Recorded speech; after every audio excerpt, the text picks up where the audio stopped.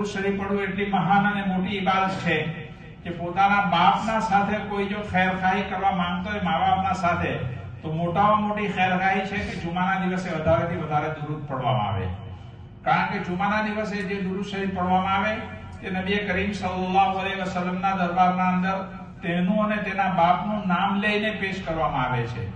હવે આપણા બાપના માટે જીવતા હોય કે મરહૂમ થઈ ગયા હોય, અલ્લાહના દરબારમાં પહોંચી ગયા હોય, કેટલી મોટી બશારત અને ખુશખબરીની વસ્તુ છે કે તેનું નામ લઈને અલ્લાહના દરબારના અંદર પેશ કરવામાં આવે કે ફલાણાનો છોકરો અને ફલાણો તે ભાઈએ તમારા ઉપર દુરૂદ શરીફ મોકલેલું છે અલ્લાહના નબી સલ્લલ્લાહુ અલૈહિ વસલ્લમે. દુરૂદ શરીફ તો એક એવી ઇબાદત છે કે જેના અંદર અલ્લાહ પાક પોતે પણ શરીક છે અને ફરિશ્તાઓ પણ અલ્લાહના દુરૂદ શરીફ ભેજે છે. ઇન્નલ્લાહ વ મલાઇકતહુ યુસલ્લુના અલન નબી, એ આયત શરીફા જે મેં તિલાવત કરી છે તેમાં એ જ વસ્તુ બયાન કરવામાં આવેલું છે કે અલ્લાહ તાઆલા અને અલ્લાહના ફરિશ્તા નબી કરીમ સલ્લલ્લાહુ અલૈહિ વસલ્લમના ઉપર દુરૂદ ભેજતા છે. એ ઈમાનવાળાઓ તમે પણ નબી કરીમ સલ્લલ્લાહુ અલૈહિ વસલ્લમના ઉપર દુરૂદ મોકલો.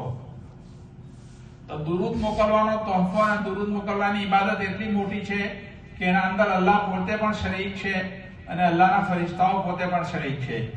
એક વખત જ્યારે કોઈ બંદો મોમિન મર્દ અથવા औरत નબી કરીમ સલ્લલ્લાહુ અલૈહિ વસલ્લમના ઉપર દુરૂદ ભેજે, દુરૂદ મોકલે, તો તેના બદલામાં હુઝુર અકરમ સલ્લલ્લાહુ અલૈહિ વસલ્લમ 10 રહમતો અલ્લાહની થાય. આપ સલ્લલ્લાહુ અલૈહિ વસલ્લમનું ફરમાન છે હદીસના અંદર કે 10 રહમતો અલ્લાહની તરફ, અલ્લાહની તો એક રહમત પણ કાફી થઈ જાય.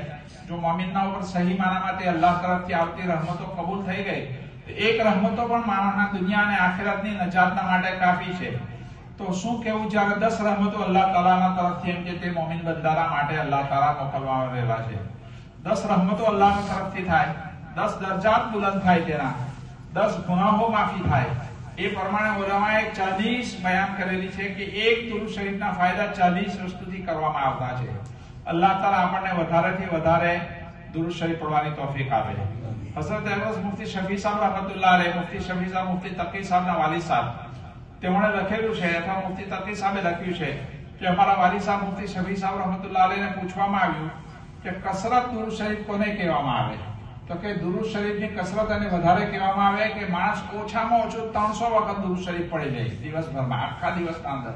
દરરોજ જ દરેક મુસલમાને, મર્દ અને औरતે દુરૂદ શરીફ એક એવી ઇબાદત છે કે તેના અંદર વુઝુની જરૂરત નથી, તેના અંદર કિબલા બાજુ મોઢું કરવાની જરૂરત નથી.